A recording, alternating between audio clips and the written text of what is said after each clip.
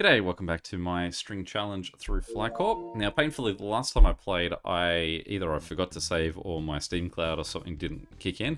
I did lose Nigeria and all my changes I made to America, but what I did is I then just sort of like let it run for half an hour or so. So I think Nigeria is pretty close back to the way I designed it, and so is America. So I've rerouted it. I think I possibly missed a few of the cities up here, but basically that should be back to the normal too. I am finding though that even with my new computer and the sort of the changes they've made, if I do speed things up, the game is now getting super clunky in the way it moves. So unfortunately from here on out, I would say we are going at a slower pace. And the next country in is going to be Mali. Now, similar to the other ones, what we're going to do is just bring in cities, wait till we've got the whole map, and then see if there's a way we want to design it. So while that's going on, we'll have to revisit some of the American cities to see if there's anything that we can do to try and fix design. So if this guy's going red from New York, LA, that's all south out of him. That's actually a problem. So maybe let's try upgrading that guy to 500 seats. All of this is still internal to the US, but I think that's fine. I think they're all such short routes that it's nothing like sort of having these few routes up here part of that mix.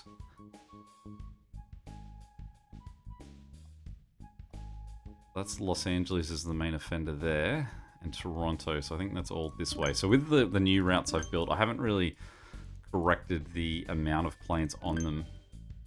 So for some of these, it could quite possibly be that I need to add extra planes and sort of do a whole rebuild for them.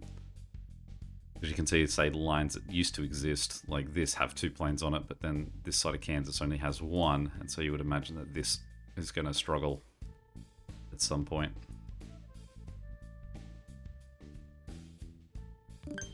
And some of these will just be because there's still 32,000 airports. Mali is quite a big country in relation to the size of the other cities around it, countries around it. But I mean, they aren't necessarily huge on the scale of other countries around the world. But still, let's learn about Mali. All right, the Republic of Mali. It's landlocked. Probably could have guessed that one from there. We're still getting some Nigerian cities too.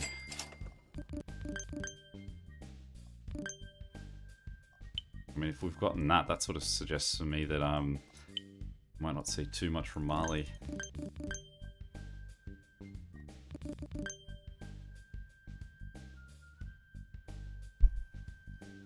Population of Mali is 19 million. 67% of the population were estimated to be under 25 in 2017. So, again, probably not a...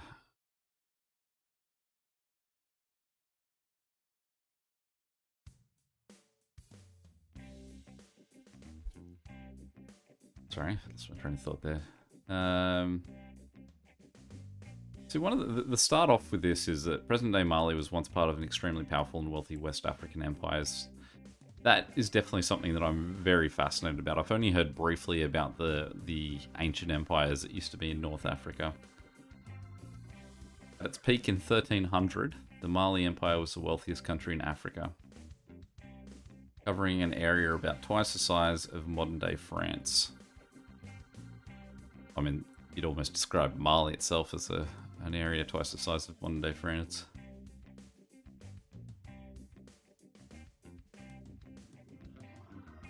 Besides being an economic powerhouse, medieval Mali was the center of Islam, culture and knowledge, with Timbuktu becoming a renowned place of learning with its university, one of the oldest in the world still active. So I wonder if we're going to get Timbuktu then in our build here. One thing I did start to do in this past week was look at potential future holidays that I could take to see if there was anything that short holidays was sort of my theme. Where could I travel from here for a week, for 10 days, and sort of feel like there's a like satisfaction in that holiday. Had a look at Vanuatu. There's a little bit of stuff to do there. I think it's called the Fire Festival in Papua New Guinea, or you could do the Kokoda Trail, which if you're not from Australia might not mean as much to you as if you are Australian. I think it's a World War II trek that Australian soldiers had to do. That's a little bit of a pilgrimage for Australians. Had a little bit of look at South Korea, Bhutan. I think that's about it, and maybe Cambodia. Cambodia is definitely on my list of somewhere I want to see. I feel like I should do a sweep of all these countries and that, and even though there's only 1 week in there. At one point, I was going to Singapore for a family holiday. This would have been in April of 2020. So ultimately that got COVID cancelled. And it was that I had that, and then I had a week, and then the next week I was going to be... had a work function that was going to be in Malaysia. No, that's Malaysia. Sorry. Singapore, and then work trip that was going to be in Malaysia. And so I had a week in between, and I was like, oh, would I have to go home for that? And I had a look around. I thought, oh, I could go to Cambodia for the week in between. However, making my wife have to fly home from Singapore to Melbourne with our daughter on her own would have been a tough ask. But it also was going to be painful for me to have to fly home and then fly back a week later. And I remember thinking, like, any other time a trip to Malaysia I would love, and this is just the worst time to get it. And I guess it didn't end up happening, so hooray, right? Yeah, still getting more Nigerian cities than anything in Mali.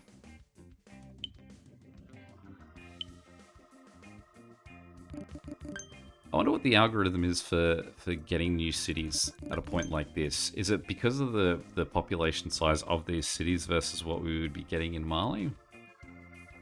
Anyway, Bhutan looked kind of neat. Bhutan is the only country in the world that has a global happiness index. Some of the interesting things I learnt while looking it up was that it is 60% of it is going to stay forests and things. So they actually do intake more carbon than they produce.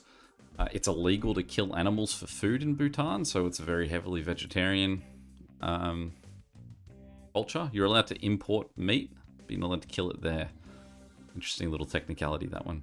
And then it was the Tiger's Nest Monastery, which you might recognize if you look up and see pictures of. Seem to be the big thing to go and see in Bhutan. The thing that put me off the idea of going to Bhutan is, number one, I would figure it would be similar to a lot of the Tibetan, Nepalese, Mongolian style temples that I've seen, and so it would be nice to sort of shift to something different before going back into that style. And also that it would be a pain to get to, I would imagine. I would think that I would have to fly Melbourne to Singapore, Singapore to Kathmandu, Kathmandu to Bhutan. Normally you can fly Melbourne to Kathmandu direct, or Sydney to Kathmandu. But I would imagine that with the limited amount of flights, they've probably cut that direct route, and it would be Singapore or Hong Kong that you probably have to bounce through. So it didn't win. It didn't win the lookout.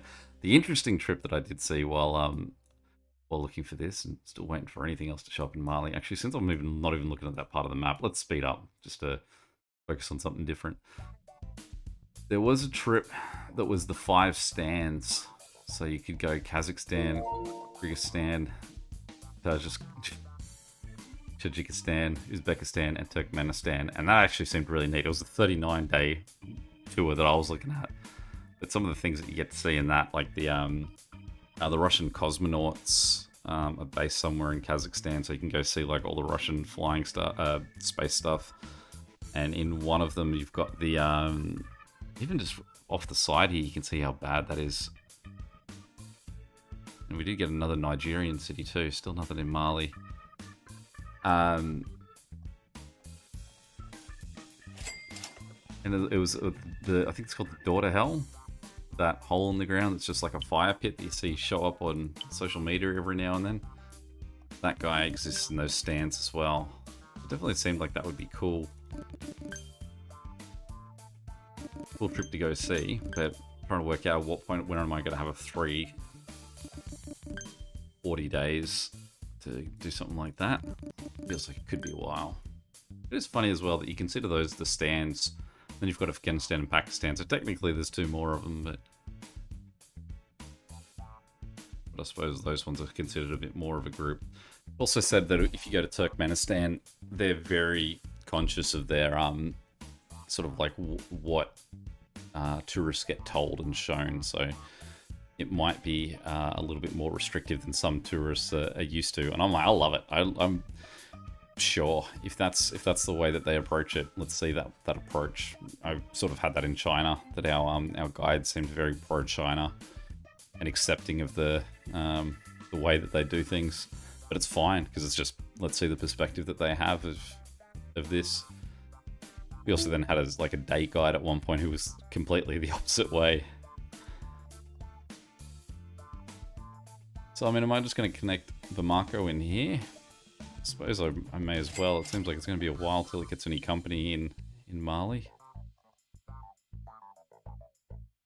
Just limiting my my sends to add another country in here as well, because it's like, well, do I have to wait for Nigeria to declare itself satisfied with the amount of cities it has before we're going to get anyone else? It would probably be Cameroon that I'd want to add next, and that's sizable enough too that I don't really want to. If I was doing, like, say, Equatorial Guinea, I imagine I'm only getting one city in that. So for the sake of getting 2 countries out, let's chuck Montenegro in here. Look at that delay now as well. I always feel like there's been another patch or something that's caught up on the lag, or this is just the consequence of having this many planes in the air. And if we get anyone, if there's anyone traveling from Africa, here's an interesting thought. If we have someone, there's another Nigerian city, if someone in Calabar comes up wanting to fly to anywhere in South America, I can't imagine that I would get lucky enough to have someone going to like the Falkland Islands or something. If we had someone pop up here that wants to go to South America, real time in the game, how long would it take them to actually make it all the way there? Like, how long is this passenger in the air for?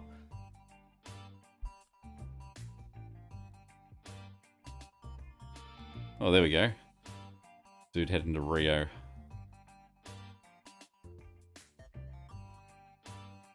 And he's not even moving along on that journey. Alright, so we can assume that this is currently broken, so let's do a quick little save.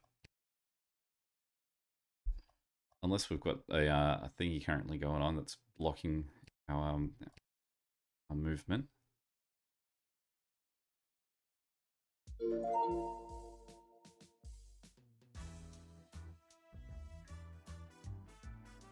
We cut off.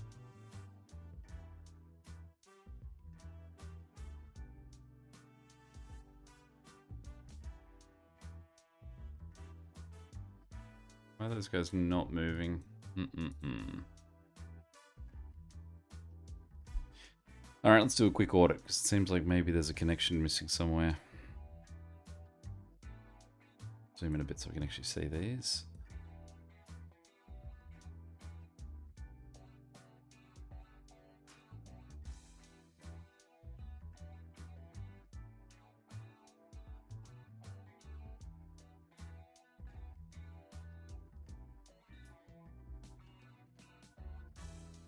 So that's, well, at least a good thing to check to make sure that it's not something that side that's the problem.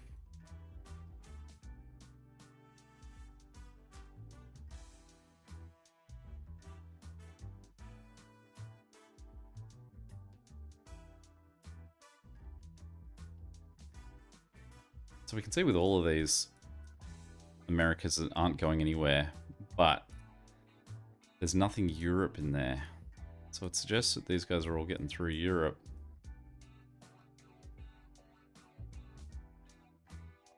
Maybe it's even further along. Maybe it's something that I've done. Let's assume that that's all good, and let's pivot over to here to make sure that I haven't missed a connection in my my rebuild.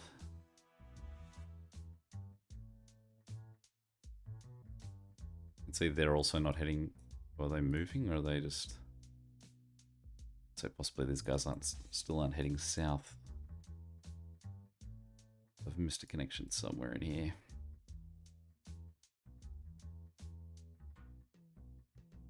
Good, yep.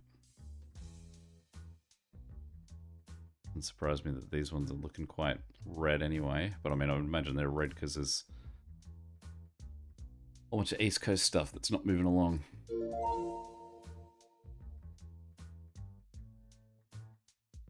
There we are. Alright, so Duluth's currently connecting to nothing. How do we want to get Duluth to connect? Let's get rid of... Let's make that connection direct. Let's sell those two. Get rid of that. Go Fargo to Duluth. Minneapolis to Rochester. Rochester to... Is that Warsaw? How would you pronounce that? Warsaw?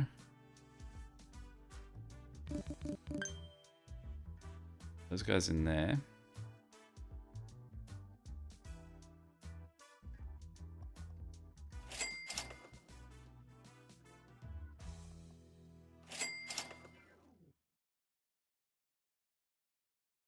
Those guys just sort of run off. So this whole lot's not connected to anything either. Okay. So what we want to do then is get rid of that connection. To that connection. Send this guy back that way. Just reroute these guys slightly.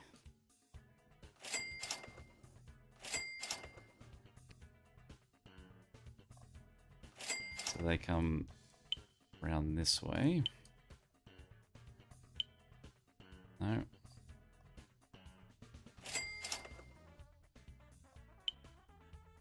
And they're connected. Then we get rid of that. That. And that. Get Columbus up. Kalamazoo.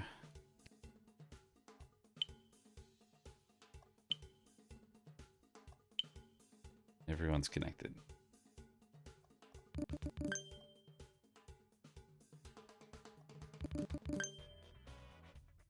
Now, watch how many cities we suddenly have go red, as there's currently, the gates have opened for 2 continents worth of people that were stranded.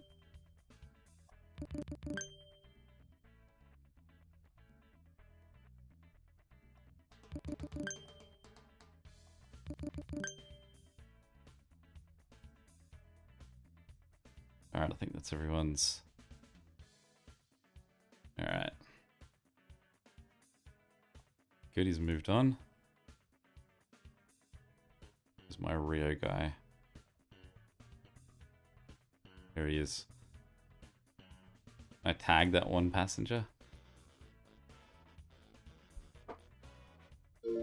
I don't think he'd get there before the end of this video. I think he'd have a nice long journey. So this is what I'm sort of talking about the way I want to divide up Mali.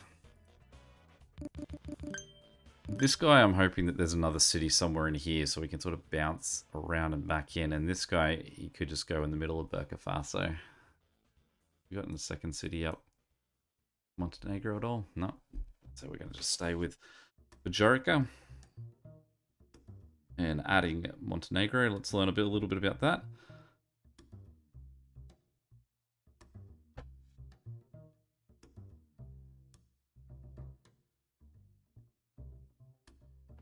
Alright, what do we got? The capital covers about 10% of the territory of the entire country. And it's home to roughly 30% of its population, which is about 621,000 people.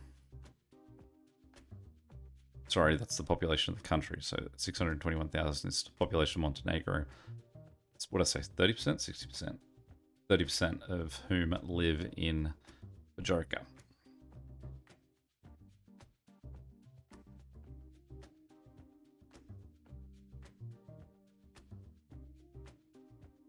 Anything? Like there's a lot of beautiful like mountains in Montenegro. Again, it would be an interesting part of the world to go and visit. Not much I know about this section of Central Europe.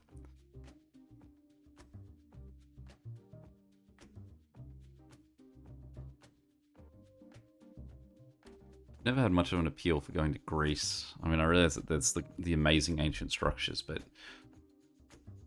I think there's a certain point where something becomes so commercial that it almost would take away from it. Like the amount of people that are there just to try and cater to tourists, sell stuff, all that sort of business is unpleasant.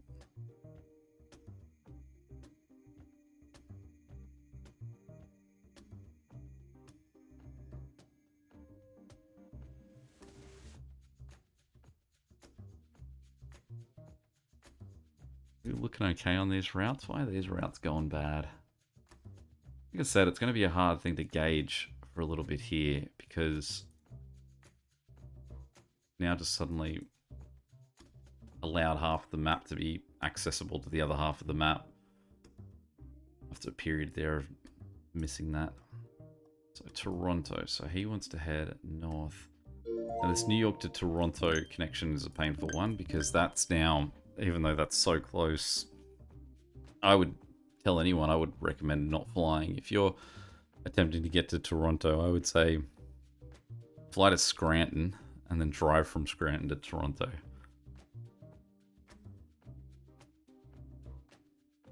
Not worth the effort. Although I would almost say that should be the slogan of our of my airline here. Drawing Dead Airways, it is not worth the effort.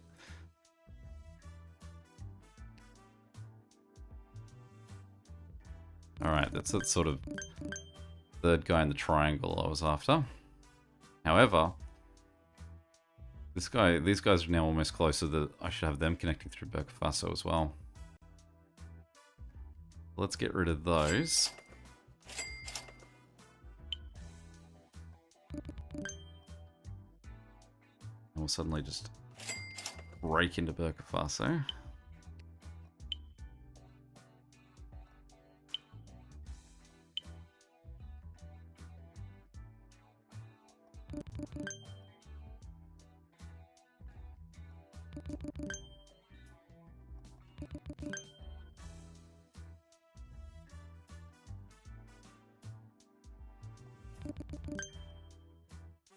Get this guy running in up here. No, I've done the wrong one there, haven't I?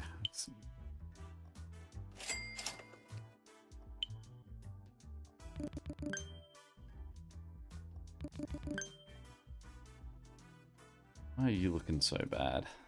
It's got to up capacity. So I think you're the first. You have first African line with more than one flight on it? You are. Even this guy's able to hold on till now. But you can certainly see we are getting a chunk of cities through here.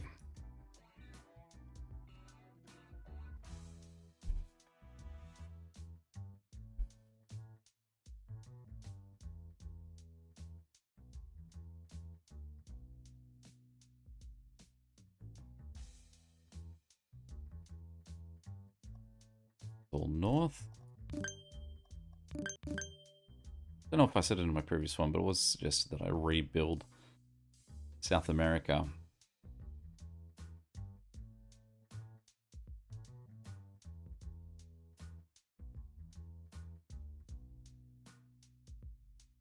There was also a suggestion that was what I could do, or what I could consider,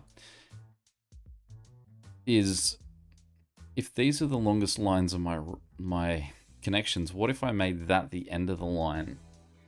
So, say Iceland was the end of the line. All of this sort of stopped within Europe, and we worked back down and had South America connected to Africa. Now, the logical thing with that would be that I could have two capitals connected. Now, the two closest capitals to being connected to each other, well, I don't see the capital at the moment of Brazil. There it is, Brasilia. So that shouldn't be the closest. I would have thought the closest is going to be Suriname's Paramaribo, which would mean that to get from Paramaribo to who would be our closest? 13,000, 14,000, 14,000. And we would have to do it capital to capital because, there you go, 12,000. Because that would then mean that it could get the supersonic jets. What we would then do is remove all the other capital to capital routes on the map, so that if I get a supersonic jet, they are getting to this very important route.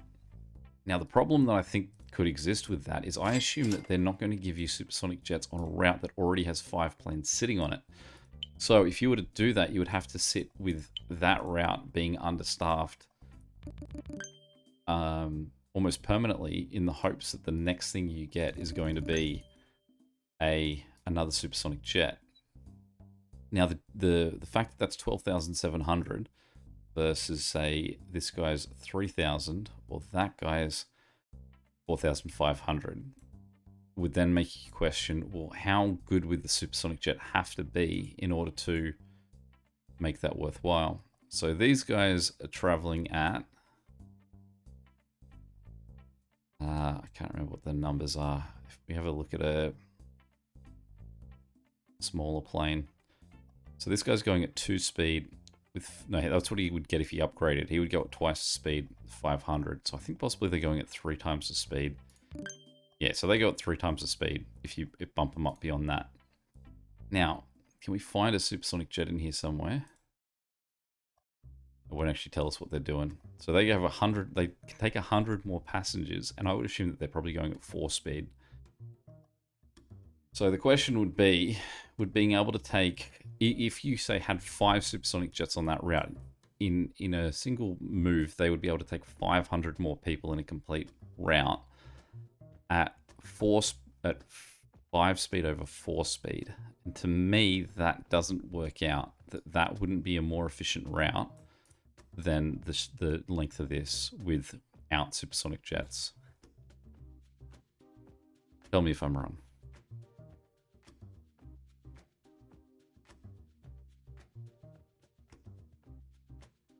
There's not much happening in Mali. I think it makes me feel more justified in not jumping straight to it. Where did we just get a new city? There we are. That's definitely working out. Burkina Faso connection. The idea that we've got red jets moving around this section of Africa does say that, like, there are a lot of passengers to move a very long way that are going to be coming out of here. Like, what do we got? Los Angeles, Houston, Atlanta. No one is actually going to Europe. I don't know where why there's no European travel happening at all from Africa, but it means that some of these guys, a lot of these guys are going all the way over here. And it feels like that could certainly be problematic.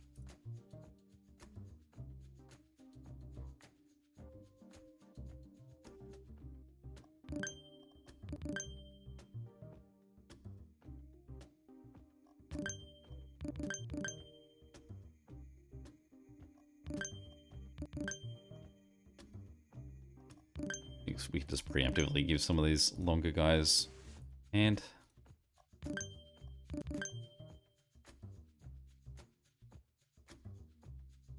show. I think that does sort of show why I waited so long to get Mali in there. It does make me want to have Chad before I go for Niger. The Cameroon will be next, and because a lot of this one was spent getting more Nigerian cities. Probably will go Cameroon, Equatorial Guinea, just to see if if we keep getting Nigerian cities, then that's justified. Otherwise, we might bring Gabon in there as well.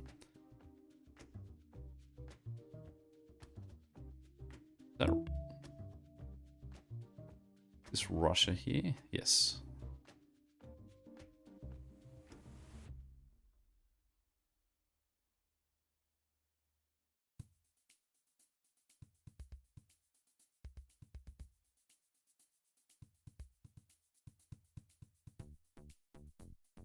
Guy's got to not be upgraded. Yeah.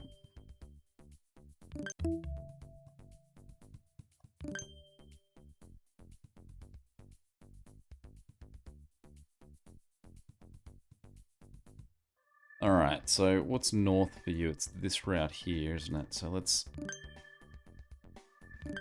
make him fully upgraded.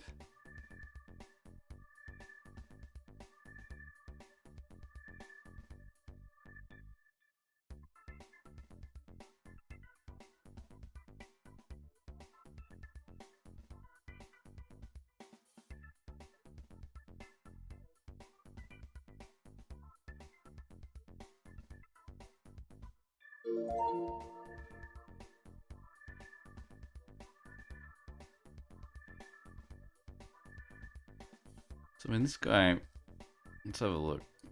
700 from there, 700 from there, 600 and 800. Are we better off connecting this guy to these two? We have to rejig what's happening in here. Because him to there, and then him to there could work, but then it would just mean that we'd need to alter the connections for these guys.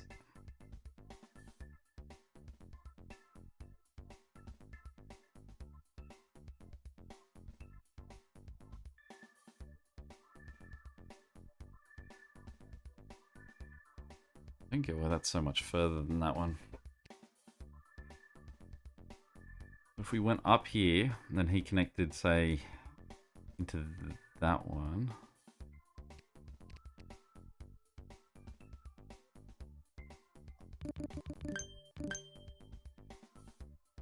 If we still had this guy available, we could connect him into that. So say from here, we could go up and across and down. Or we could do that from here as well, that this guy comes down to these two. And then across and around. We could have that guy connect up there. I feel like it's got to hold on to wherever the next city in Mali is. Whether we get someone in between here or in between here. Like in this section. Because if there's one in here, easy. We just connect this in like that.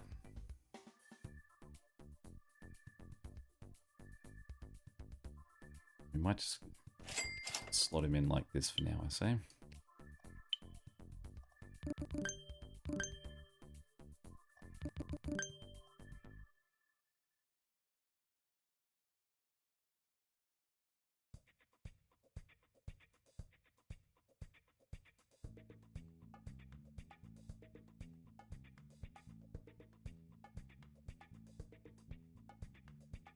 I would say what I'm designing here is more of a rail network than a flight thing. If this was just a train line that you could take,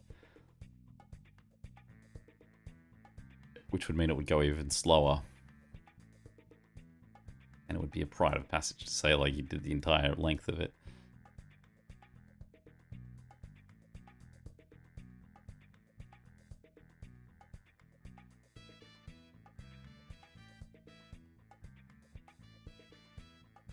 Alright. No surprise that Montenegro has not given me anything more than just that one. I'm glad that it meant that I got to have a second country in this one. Mali did not come up with much.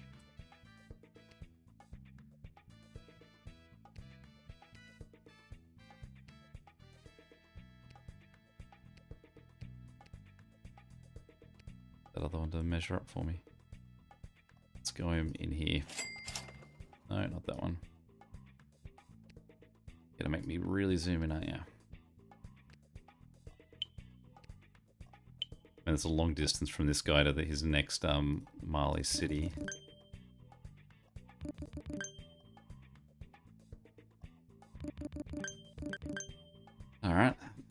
2. That'll call us to the end of another episode. Any questions or comments, feel free to chuck them below. But until next time, that is Mali and Montenegro. See ya.